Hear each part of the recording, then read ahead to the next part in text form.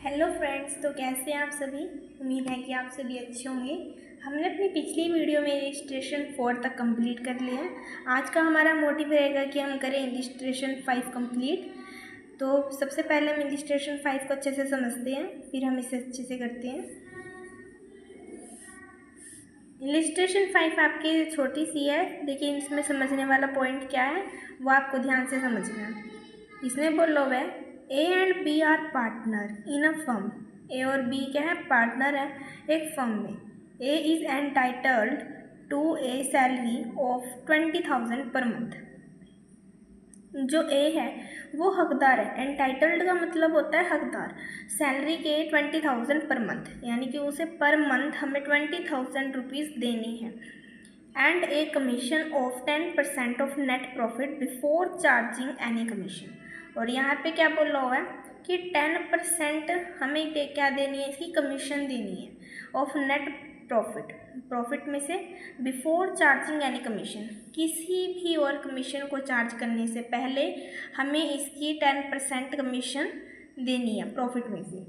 B is entitled to commission of 10% of net profit after charging his commission. अब इसमें क्या बोल रहा है, इसमें बोल रहा है कि बी को हमने commission the 10% of net profit में से। कब? जब हमने इसकी कमीशन चार्ज कर दी। हिज कमीशन बोल रहा है, यानी कि हमने जब ए की कमीशन चार्ज कर दी तब उसके बाद हमने नेट प्रॉफिट में से, देखो आफ्टर चार्जिंग है, यानी कि बाद में हमने चार्ज की इसकी कमीशन 10%। ठीक है, तो net profit for the year ended 31 March 2025 was 6,60,000। अब यहाँ पे क्या बोला कि नेट प्रॉफिट कितना हमारे पास 6,60,000 हमारे पास नेट प्रॉफिट है। और you are required to show the distribution of profit. और हमें क्या दिखाना है, प्रॉफिट का डिस्ट्रीब्यूशन करना है। तो यहाँ प्रॉफिट का डिस्ट्रीब्यूशन आपको पता है कि इस अकाउंट में होता है, प्रॉफिट और लॉस एप्रोप्रिएशन अकाउंट में। तो हमें क्या बनाना है इसमें, प्रॉफिट और लॉस एप्रोप्रिएशन अकाउंट हमें इसमें बनाना है। चलिए हम इसे अच्छे से करते हैं क्वेश्चन को। देखिए स्टूडेंट, मैंने पहले ही प्रॉफिट और लॉस एप्रोप्रिएशन अकाउंट यहाँ पे बना के रेडी कर लिए हैं, साथ ही इसका फॉर्मेट भी रेडी कर लिया है। अब मैं सब इसमें स्टेप बाय स्टेप कैसे फिल करती हूँ ये ध्यान से आप देखिए। सबसे पहले मैं यहाँ पर जो प्रॉफिट और लॉस अकाउंट से हमारा प्रॉफिट आएगा वो प्रॉफिट इधर क्रेडिट साइड लिखूंगी।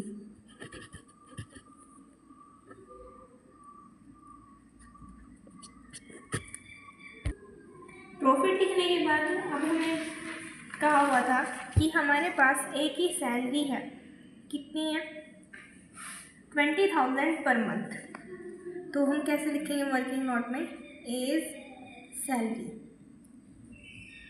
ऊपर लिख लो वर्किंग नोट। तो ए की सैलरी कितनी है 20,000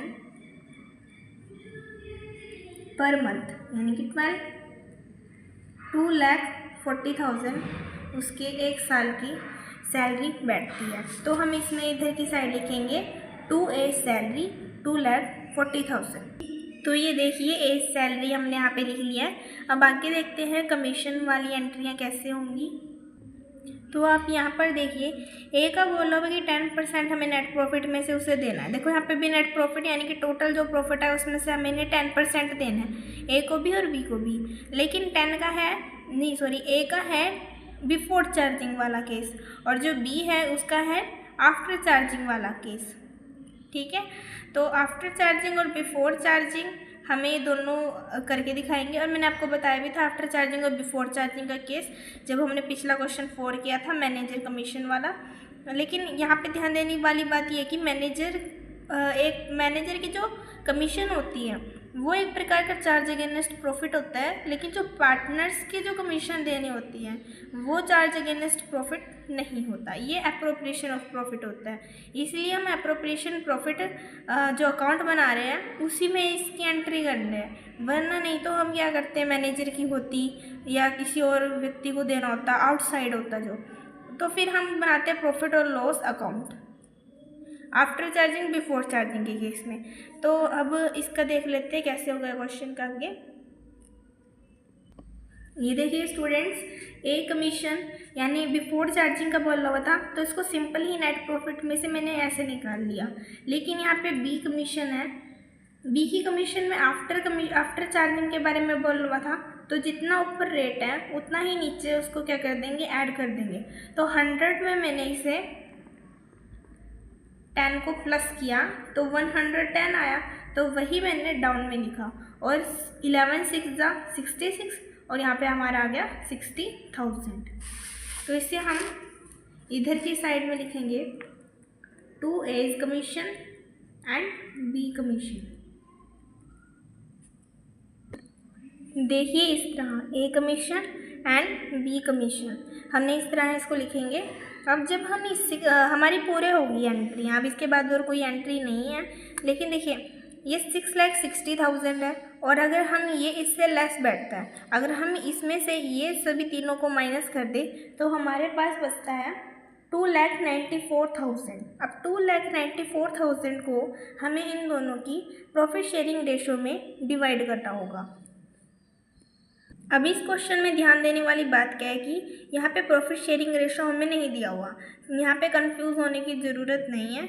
यहाँ पे A and B are partner in a firm, first line ये वाली, A and B are partner in a firm, इसका मतलब क्या है कि ए और बी क्या है, पार्टनर है, और उनका प्रॉफिट शेयरिंग रेशो क्या होगा, 1:1 है।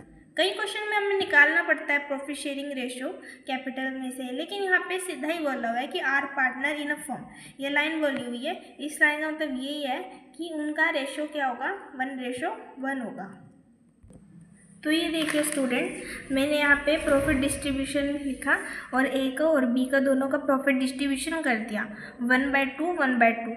2 से जब मैं ऐसे कट करूँगी तो 147,000 आएगा, ठीक है, 1,47,000। तो बी का भी ऐसे ही निकल जाएगा 1,47,000। तो अब हमें ये प्रॉफिट डिस्ट्रीब्यूशन की हेडिंग देके ऐसे इसको सोल्विंग करके दिखा देना है। अब इसे इसमें कैसे लिखना है, ऐसे कि the profit transfer partners capital account में हमने ट्रांसफ़र करना है। ए का कितना, बी का कितना आएगा, और दोनों का 2,94,000। यहाँ का टोटल भी 6,60,000 हो गया, यहाँ का टोटल भी 6,60,000। अब ये क्वेश्चन आपका हो गया पूरा सॉल्व। ये रहा इसका वर्किंग नोट, चाहे तो आप स्क्रीनशॉट ले सकते हैं। आई होप आपको वीडियो अच्छी लगी हो। अगर वीडियो अच्छी लगी हो तो आप लाइक शेयर सब्सक्राइब जरूर करिएगा, और किसी भी प्रकार का कोई क्वेश्चन हो तो आप कमेंट सेक्शन में पूछ सकते हैं। Thank you everyone.